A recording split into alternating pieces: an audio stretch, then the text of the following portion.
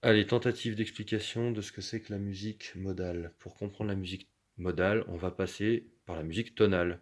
Alors historiquement, modale et tonale, ce sont là les deux grands systèmes qui ont géré la musique européenne depuis à peu près la fin de l'Antiquité jusqu'au XXe siècle. Après, au XXe siècle, on est passé sur la musique atonale, c'est-à-dire sans tonalité, là c'est encore autre chose. La musique modale, c'est la plus ancienne, c'est-à-dire que c'est celle qu'on a dès le Moyen Âge. Et puis, après le Moyen Âge, comme vous le savez, on a la Renaissance.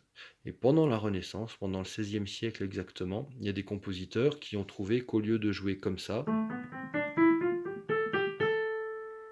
eh ben, c'était plus expressif si à la fin de ma gamme, au lieu de faire La, Sol, La, si je mettais un Sol dièse, ils ont trouvé que c'était plus expressif. Et du coup, je me suis retrouvé avec quoi? Je me suis retrouvé avec mes 7 degrés de la gamme, La, Si, Do, Ré, Mi, Fa, Sol, j'en ai bien 7. Et avant d'avoir le retour au premier, c'est-à-dire au La, mais cette fois-ci en plus aigu, mais c'est quand même le premier degré, eh ben j'avais non plus un ton, mais un demi-ton. Et tout à coup, eh bien les compositeurs découvraient une expression nouvelle, des nouvelles possibilités expressives, si vous voulez. Et la mode a changé comme ça, parce qu'en fait, c'est un style qui change, c'est comme la mode, ça a changé pendant la Renaissance. Et on est passé comme ça de la musique modale à la musique tonale. Donc, pour revenir à la symphonie de Dvorak, en réalité, ce qui se passe, c'est que Dvorak, lui, il est censé écrire de la musique tonale. Il aurait dû écrire avec un demi-ton. Mais dans le thème B qui nous intéresse, eh bien, il écrit avec un ton. Alors je vais vous rejouer le thème tout doucement. Le thème B, c'est celui-ci.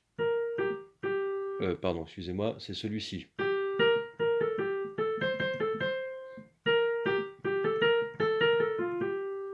Ok. Donc la tonalité ici, ce serait sol mineur. Voilà. Et en sol mineur, normalement, si j'écris de la musique tonale, je devrais avoir un fa dièse. Voilà. Dvorak, il aurait dû composer comme ça. Alors ça aurait donné ça.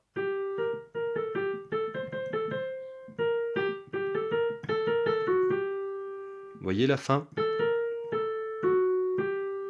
Bah, à la fin, lui, il n'a pas fait ça. Il a fait ça. Et du coup, sa musique n'est pas tonale, comme c'était la mode de son temps, mais elle est modale. Et c'est ce qui va apporter un petit peu, si vous voulez, une saveur un peu plus ancienne. Là, on a l'impression que c'est un thème qui n'a pas d'âge, ou alors un âge très vieux, Moyen Âge, ou je sais pas, peut-être plus vieux encore. Voilà, c'est comme ça qu'il a apporté un petit peu d'exotisme à sa musique. Si c'est pas clair, n'hésitez pas à me poser des questions surtout.